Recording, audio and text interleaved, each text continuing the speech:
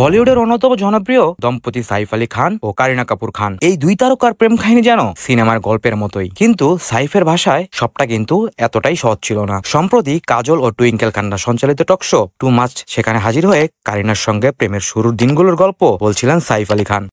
তিনি বলেন, লাদাখে আমরা তখন তাসান সিনেমার শুটিং করছিলাম। প্রতিদিন হাঁটতে বের হতাম আর কারিনা নানা প্রশ্ন করত। তখন মনে হতো যেন পরীক্ষা চলছে আমার, একটা টেস্ট আর একটা ইন্টারভিউ একসঙ্গে। খুব পুরোনো দিনের মতো লাগছিল। সাইফের কথার মাঝেই অক্ষয় কুমার বলেন, স্ত্রী টুইঙ্কেল আর আমি একেবারে বিপরীত স্বভাবের, সে আগুন আমি পানি।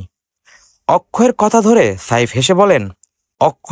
ধরেই সাইফ হেসে বলেন, এই বিষয়টা বাবা মাকে মনে করিয়ে দেয়। কারণ বাবা একবার বলেছিলেন, যখন মা বকাবকি করত তখন তিনি চুপ করে থাকতেন, ভেতরে ভেতরে ভাবতেন আমি এখন ক্রিকেট খেলছি।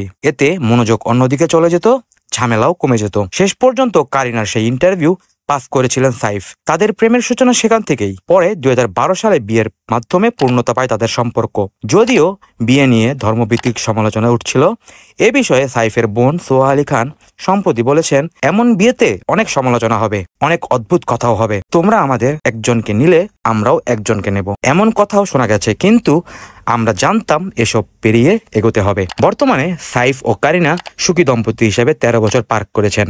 তাদের দুই ছেলে তৈমুর ও যে বলিউডের সবচেয়ে জনপ্রিয় স্টার কিডের মধ্যে অন্যতম। ডেস্ক রিপোর্ট, খবরের দেশ।